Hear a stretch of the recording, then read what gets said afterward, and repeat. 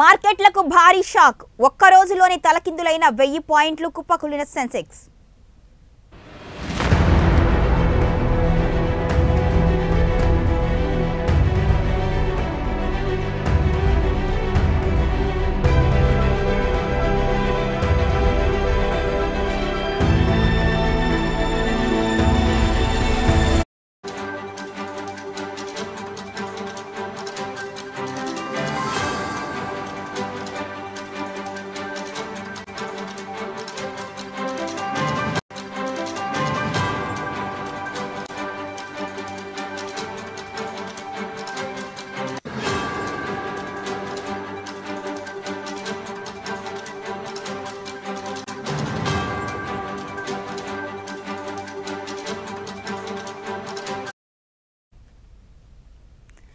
ప్రముఖ వ్యవసాయ జలవనరుల శాస్త్రవేత్త, భారత వ్యవసాయ పరిశోధనా మండలి మాజీ డైరెక్టర్ జనరల్, పద్మశ్రీ అవార్డు గ్రహీత డాక్టర్ సుబ్బన్న అయ్యప్పన్ మృతదేహం కర్ణాటకలోని శ్రీరంగపట్నం సమీపంలోని కావేరీ నదిలో లభ్యమైంది.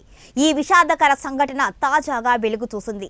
పోలీసులు అందించిన సమాచారం ప్రకారం స్థానికులు నదిలో తేలియాడుతున్న శరీరాన్ని గుర్తించి అధికారులకు సమాచారం అందించగా అధికారులు దానిని వెలికితీశారు. ఇక మృతుడు ద్విచక్ర వాహనం కావేరీ నది తీరాన నిలబెట్టిన స్థితిలో కనిపించడంతో ఆయనే స్వయంగా నదిలోకి దూకి ఆత్మహత్య చేసుకున్నట్లుగా అనుమానాలు వ్యక్తమవుతున్నాయి.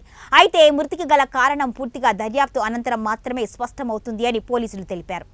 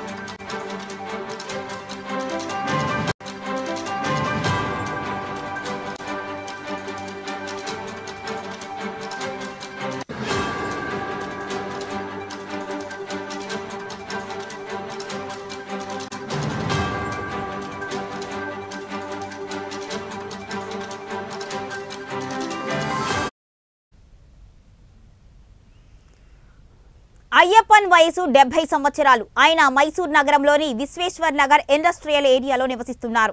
అయితే అయ్యప్పన్ మే 7వ తేదీ నుంచి కనిపించకపోవడంతో ఆయన కుటుంబ సభ్యులు మైసూర్లోని విద్యారణ్యపురం పోలీస్ స్టేషన్లో ఫిర్యాదు చేశారు. ప్రతిరోజు కావేరీ నది ఒడ్డున ఉన్న సాయిబాబా ఆశ్రమానికి ధ్యానం కోసం వెళ్లే అలవాటు ఆయనకు ఉండేది అని పోలీసులు పేర్కొన్నారు.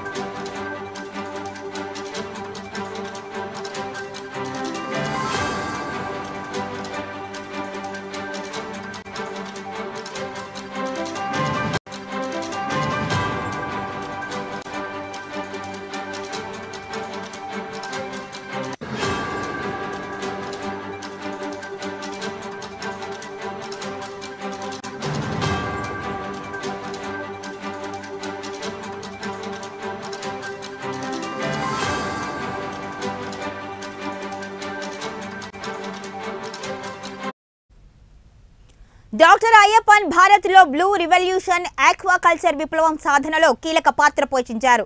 ఐసీఏఆర్కు క్రాప్ విభాగానికి సంబంధించిన కాకుండా మిగిలిన విభాగాల నుంచి కూడా తొలిసారి డైరెక్టర్ జనరల్గా బాధ్యతలు స్వీకరించిన శాస్త్రవేత్త అయ్యప్పన్. ఆయన సేవలకు భారత ప్రభుత్వం పద్మశ్రీతో గౌరవించింది. ఆయనకు భార్య, 2 కుమార్తెలు ఉన్నారు. అయితే సుబ్బన్న అయ్యప్పన్ మృతికి గల కారణాల కోసం పోలీసులు వివిధ కోణాల్లో దర్యాప్తు చేస్తున్నారు.